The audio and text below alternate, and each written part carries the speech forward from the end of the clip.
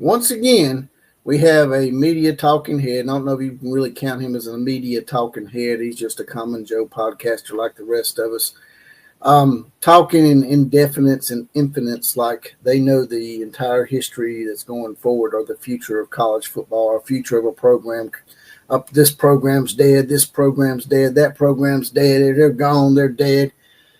It's been said about my team, Alabama, Oklahoma now, and numerous other great blue bloods of the past have been said to be dead and gone, and then they come back because that's the way history tends to repeat itself. And that's why that phrase is there, because history does tend to repeat itself.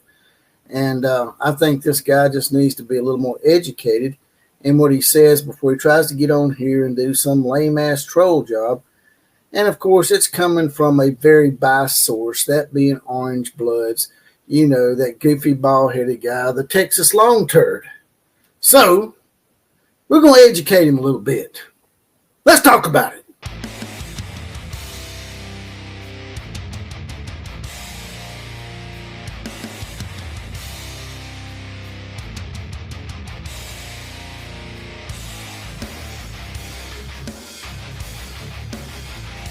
Here we go once again, riding on in. It's the Outlaw Posse. Now, in effect, in today's Four Horsemen shout-outs go to Denizen, Dale Cent, James, and Killer Breeze are mounted up, saddled up, and ready to go. And they're going to help us with today's college football invasion. If you guys and gals don't mind, like, share, comment, and subscribe to this channel. Those are the big four, and they are absolutely free. But if you do want your random Four Horsemen shout-out, as well as possibly being the comment of the day, which may come later in the show, and you want to get your badge and get deputized and get that shout-out like them four guys just did, all you got to do is hit that join button next to the subscribe button. It's $2.99 a month, 75 cents a week. That's just a half a bottle of water for the Outlaw, and you'll be in the Outlaw Posse. Also, I want to give a big shout-out today to a few people that's going through some things. We need to maybe throw out some prayers from the Outlaw Posse to Denizen and Julie Venables, Brent Venables' wife, as both are fighting forms of cancer. So let's keep them in our prayers going forward today. Also, special contributors to the show are Courtney Taylor, Ryan Loads, a.k.a. Thunder OU Center, and Brandon Dunn. Now, getting right to it here. Now, let's go ahead and get into this video right quick so I can just go ahead and get to grilling this guy because, once again, not a big fan of this guy. He tries to act like he's unbiased, calls his show Orange Bloods and yada, yada, yada. He's a completely biased Texas long turd, and he's trying to act all sleight of hand here and act he's nothing but a big old soy boy and likes to wet his diaper if someone maybe points out something that he said in the clip like he did with Omer Cano. But he's been unable to corner me on that, and he will continue not to be able to corner me on that. But here we go. Let's check it out. I think we are witnessing the end of Oklahoma as a major national college football brand. Maybe the brand will stick because Nebraska still has the brand, but I think there was always a risk on war with Texas and Oklahoma going into the SEC together. Feels like one of those deals where the room's not big enough for two people, the town's not big enough for two people. It felt like one of those two would come in and immediately sit with the cool kid. So there you have it. According to this jackass, now I guess he's speaking in infinites and indefinites, or definites. Not indefinites, but definites. He's speaking in definites, like definitively speaking, this is going to be history here going forward. And what you fail to realize, jackass, and I've had my issues with you in the past, and I hope people forward this on to you, and I hope you try to do whatever you got to do. But you don't know your history, man. Yeah, sure, every blue blood has their lull.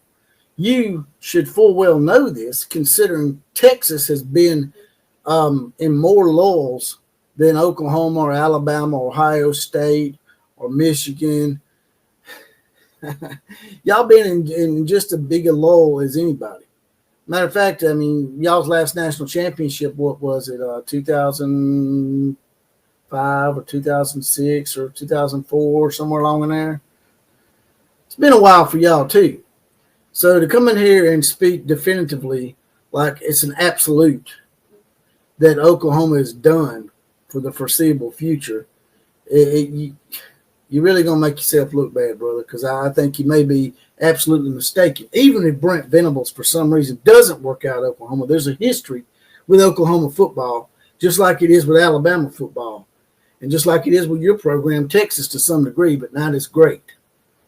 Just saying, man. Just saying the entirety of college football, Texas is not even a top 5 program.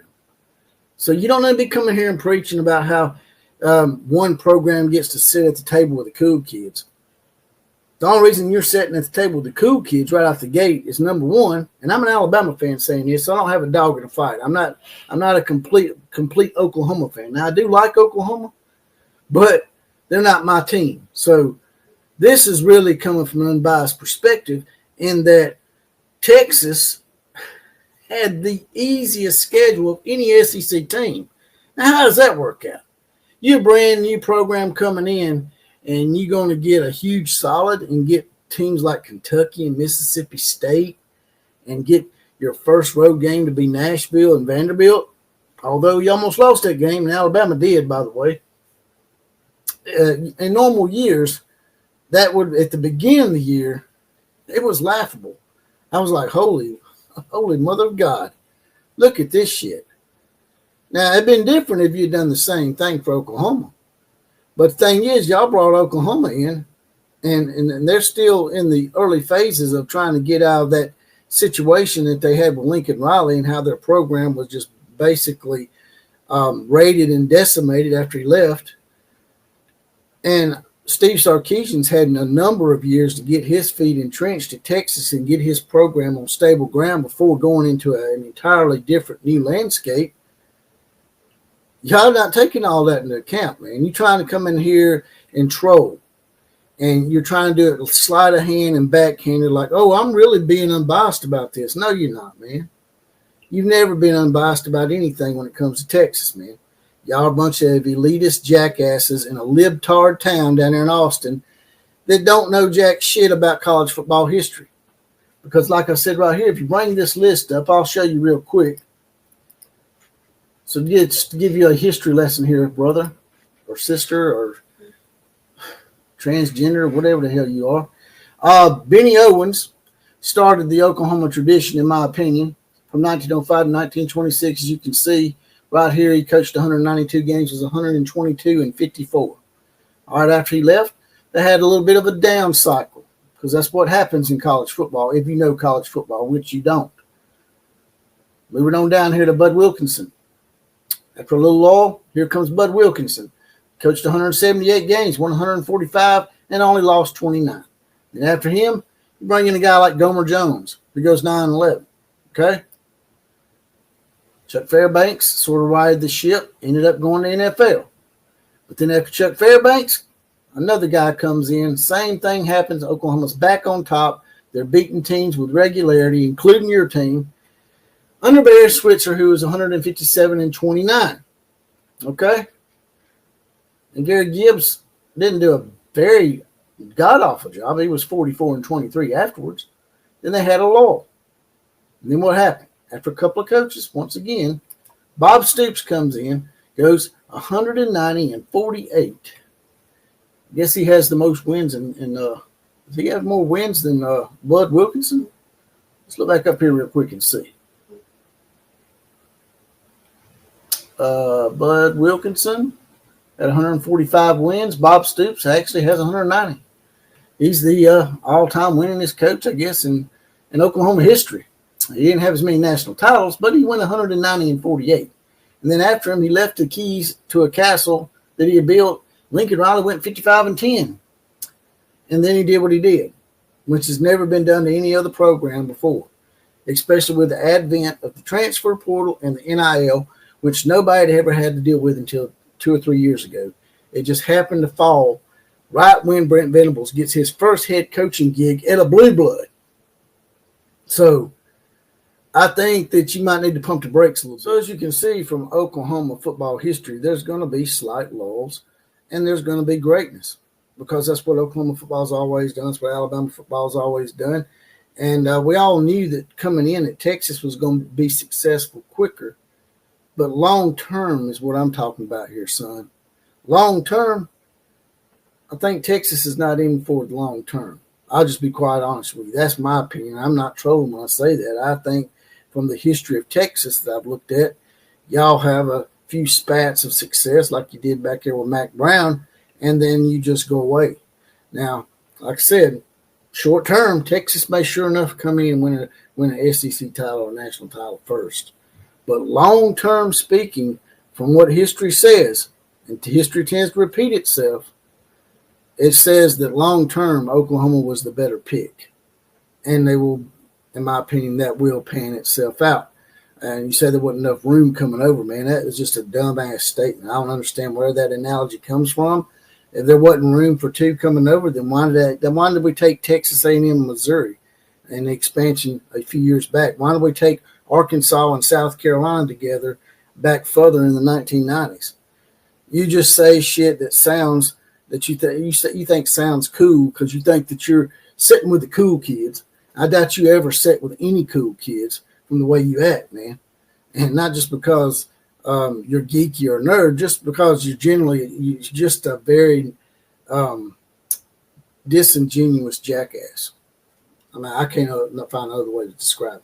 Now let's get on to something a little more positive here. Oklahoma is set up to the point where they can actually make a bowl. And people's like, how you figure? They're going to go 5-7. They got Alabama, and then they got LSU on the road. Both these teams are much better than Oklahoma record-wise. Are they really? LSU's only 6-4. And as I told y'all 2 weeks back when y'all were, calling the morgue for Oklahoma's season, some of the Oklahoma Sooners out there saying that Oklahoma was done, they weren't going to a bowl. You might not beat Alabama. Although I think, with the right circumstances, y'all can probably keep that game close. But y'all can absolutely beat LSU, man. LSU's in disarray. Now, sure enough, y'all have a lot of injuries and disarray as well going on. But it's not a foregone conclusion that LSU's not in some kind of meltdown mode, especially with Brian Kelly and all the stuff that's going on behind the scenes with him and some kind of staffer. Oklahoma could definitely beat LSU and make themselves bowl eligible. And we need to strive for that. If you're an Oklahoma fan, that's what you need to strive for. Y'all need to beat one of these two teams. LSU would probably be the easier route. And once you beat LSU, you're in a bowl game. After all this shit went down, you still make it to a bowl. You got Brent Venables dealing with massive injuries. His wife has cancer coming back upon her. She got the tumor removed the other day, according to Courtney Taylor. And y'all still make a bowl game, which gives you extra practice time, which is a good thing. So, with that being said, let's just look at those positives going forward. And that's all I got to say about that. Like, share, comment, and subscribe to this channel. Also, as I said before, if you want a little something extra, you want to be an outlaw posse, you want to get your badge, get deputized, get a random Four Horsemen shout out, possibly be the comment of the day, which usually comes later in the show. We didn't have one today because I didn't really see one that really stuck out. KMCA to all the other teams. Class is now officially dismissed.